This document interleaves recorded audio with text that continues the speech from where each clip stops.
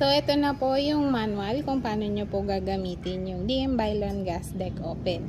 So, una muna, ikakabit po muna natin yung tangke dito sa may gas deck oven. Gamit po natin ay low pressure regulator. Tapos, ito po yung pagkakakabit ng hose sa oven po natin. So, on ko na po yung gas. Sunod po yung mga pindutan. So, una po, pindutin po natin yung power button. So, ayan. Itong mga pulang nakikita po ninyo, ay off po muna natin. So, ito pong mga pula na nakikita ninyo, ito po yung temperatura na nandun sa may baba ng burner. Tapos, ito po naman sa may taas na temperatura, yan po yung temperatura sa may taas na burner. So, ito naman po yung timer. Dito po natin isi-set kung 15 minutes tayo magluluto, 20 minutes, 30 minutes, depende po sa inyo. So, pag pinindot ko na po yung on, mag-on na din po yung burner sa may loob ng oven. So, on po natin yung baba. So, ang sinet po namin ni 120 degrees Celsius. Tapos, yung pinaka main po na magluluto sa oven natin is yung babang burner. Aasistehan lang po ng burner sa taas yung babang burner para po magpantay yung temperatura sa loob ng oven po natin. So, pwede nyo pong i-on to or hindi.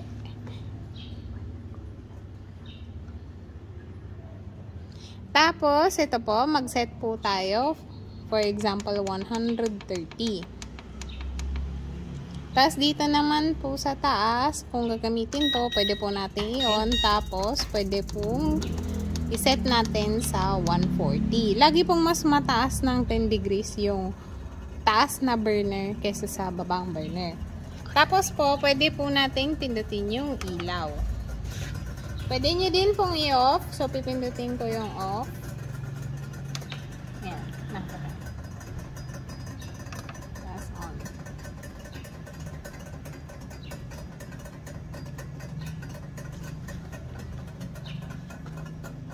So, dito po, antayin po nating magpantay na 140 dito, tapos 140 din po sa may burner niya sa taas. Dito po, antayin po nating magpantay na 130 yung sinet natin sa temperatura sa may burner.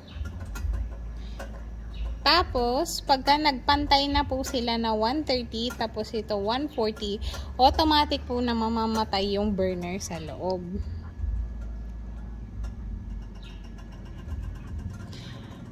I-maintain po ng oven yung temperature nitong 130.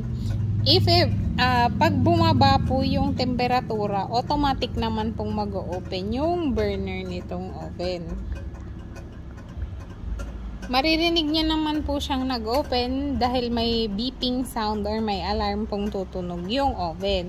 Ngayon po, pwede po nating tulungan yung oven na mas mabilis tanggal ng init. Pwede nyo pong buksan. So, hilain nyo lang po papunta sa inyo.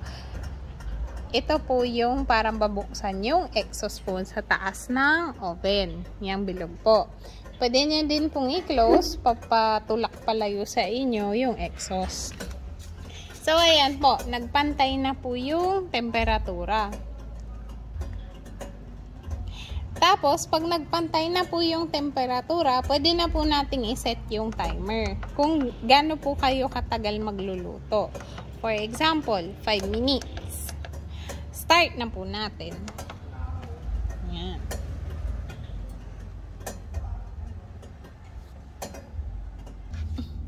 So, ito po. Malapit na pong matapos. Pag natapos na po yung minuto na sinet po natin, mag-alarm po yung oven natin. Pero hindi po ibig sabihin na papatayin niya yung burner at gas. So, kailangan po natin siyang mano-manong pindutin. So, una muna, off po muna natin yung burner sa taas. Pindutin nyo po yung sa may button na to. Ayan po, narinig nyo na pong nag-alarm. So, stop po na natin yung timer. And then, off na po natin yung burner sa taas. Off na din po natin yung burner sa baba. Tapos off na din po natin yung mismong control panel ng oven. Yan po.